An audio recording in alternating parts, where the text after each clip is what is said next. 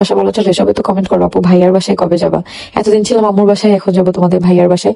আসলে মেয়েদের নিজেদের কোনো বাসা থাকে না। যাই হোক, তো ঘুম থেকে উঠে সবাই সবকিছু গোছগাছ করছি। আর এবং আমি অবশ্যই বলছি যে আমার সাথে আমার আম্মু, আমার ভাই, আমার ভাইয়ের বউ সবাইকে যেতে হবে।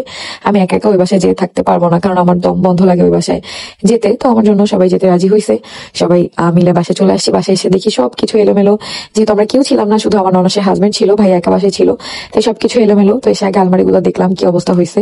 দেখতেছি আমার ভাই এখানে কষ্ট লাগাই দিচ্ছে যাতে আলিশার হাত না কেটে যায়। এগুলো চেঞ্জ করে ফেলতে হবে। এগুলো যে কতবার চেঞ্জ করছি, তোমরা তো একবার শুধু লাইভে দেখছো, বাট আমার লাইফে এগুলো করতেছে অনেকদিন যাবত। এখানে দেখো কিভাবে বাচ্চাদের অ্যাক্সিডেন্ট ঘটে, যে কিভাবে আলিশা মাল্টিপ্লাগের মধ্যে হাত দিচ্ছিল, আমরা সাথে সাথে সরাই ফেলছি। তো সবাই অবশ্যই কারেন্টের জিনিস থেকে বাচ্চাদের একটু সাবধানে রাখবা। আর আমাদের বাবু তো মাশাআল্লাহ অনেক তুত্তুর করে, তাই এখন সব কারেন্টের প্লাগ গুলোই আমরা কষ্টে লাগাই দিছি। তো এরপরে একটু সামান্য নাস্তা করে আমার কিনে আসছিল টেস্টি থেকে, তারপরে কাজে লেগে পড়ি। তো আমাদের তো বাসা চেঞ্জ করার কথা ছিল, বাট বাসা আমরা চেঞ্জ করবো না, এই বাসায় থাকবো। দেখি আমি তো চাচ্ছি যাতে আব্বু আম্মু স্বামী মুদ্রা সবাই এই বাসায় একসাথে থাকে, কারণ কি পাশাপাশি থাকতে হবে আমাদের। বাট সোসাইটিতে আমরা কোনো বড় বাসা পাই নাই। আর আমাদের বাসা কত বড় তোমরা তো সবাই জানো। তো আমাদের এত এত ফার্নিচার নিয়ে থাকার মতো বাসা সোসাইটিতে আসলে নাই। আমাদের এই বাসা হচ্ছে 3000 স্কোয়ার ফিট। তো ওইখানে হাইয়েস্ট যে বাসা পাইছি ওটা মনে হয় 1700 স্কোয়ার ফিট। তো ওই বাসায় আমাদের অর্ধেক মালামালও ধরবে না, যার জন্য বলতেছি যে এই বাসাটাই তো বড়, এখানেই সবাই থাকতে পারি। খুব করে পটাচ্ছি যাতে আব্বু আম্মু এখানে থাকে। তো দেখি কি হয় না হয়, কারণ আমাদের বাসাটা যথেষ্ট বড়, আর আমরা এই কয়জন মানুষ, এখন তো আগের মতো বেশি মানুষও নাই, তাই ভালো লাগে না, বাসাটায় দম বন্ধ লাগে। তো যেহেতু আমাদের বাসা চেঞ্জ করার কথা ছিল, তাই আমার হলো সে হাজবেন্ড যতটুকু পারছে সব গোছায় রাখছে ফুল। তো সেগুলোই বাসাটা আজকে সুন্দর করে সাজাবো, গোছাবো।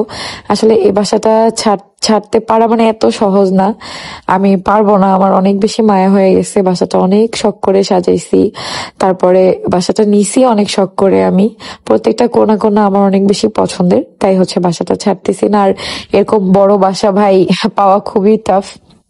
তো সবকিছু গোছাচ্ছি, বলছি যে যাক, তাও ভালো যে ভাইয়া শোকেজের জিনিসগুলো বের করে গোছায় নাই, আলমারির জিনিসগুলো বের করে গোছায় নাই, তাহলে আমাদের আরো কষ্ট হইতো, পুরো বাসা চেঞ্জের মতো কষ্ট হইতো।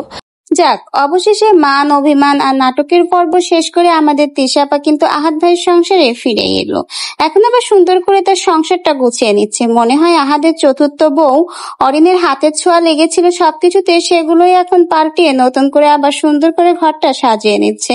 তো দেখা যাক এরপর নতুন কি নাটক শুরু করে। তাহলে চলুন দেখতে থাকি তিশাপা আর কি বললো। বাট তোমাদের ভাইয়া আমার কথার পাত্তা দেয় নাই, কিন্তু এবার যেহেতু স্ট্যাম্প করা, তাই মনে হয় আমার সব ছোট ছোট কথারও অনেক বেশি গুরুত্ব দেয়।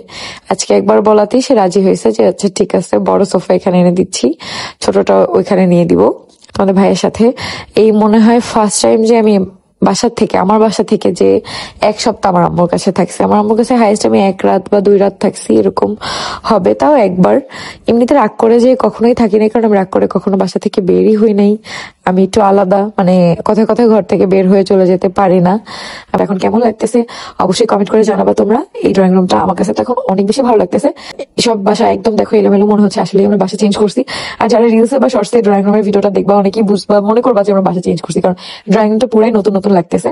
প্রত্যেকেই আমার সাথে কাজে হেল্প করতেছিল। মানে আমার আম্মু অনেক বেশি কান্না করতেছিল, কারণ হচ্ছে এতদিন একসাথে ওই বাসায় ছিলাম আম্মুর বাসায়, আর এখন আম্মু এই বাসায় আসছে, দুটো সম্পূর্ণ ডিফারেন্ট।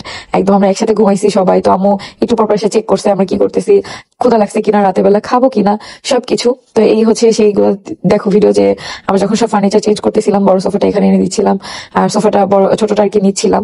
অনেক খাটাখাটনি হয়েছে আজকে, বাট ফলাফল অনেক সুন্দর হয়েছে। কাজ করতেছিল। আর এখানে হচ্ছে দেখো কার সাথে যেন ইরফান কথা বলতেছিল, জানি না, ওর মনে হয় আজকে ওর গার্লফ্রেন্ডের সাথে ঝগড়া টগড়া হয়েছে, এটা নিয়ে একটু পেরার মধ্যে ছিল। যাই হোক, তো এরপরে আমি ওকে বলতেছিলাম যে এই লাইটটা এখান থেকে সরাও। তো এই হচ্ছে দেখো সোফার ফাইনাল হচ্ছে লুক ড্রয়িং রুমের। তো এখানটা অনেক বেশি ভালো লাগতেছে আমার কাছে, আর কালারটাও একদম ফুটছে। আর এই হচ্ছে ডাইনিং টেবিল, সবকিছু গোছাই ফেলছি। গোছানোর পরে না ফাইনাল লুকটা দেখতে এত ভালো লাগে।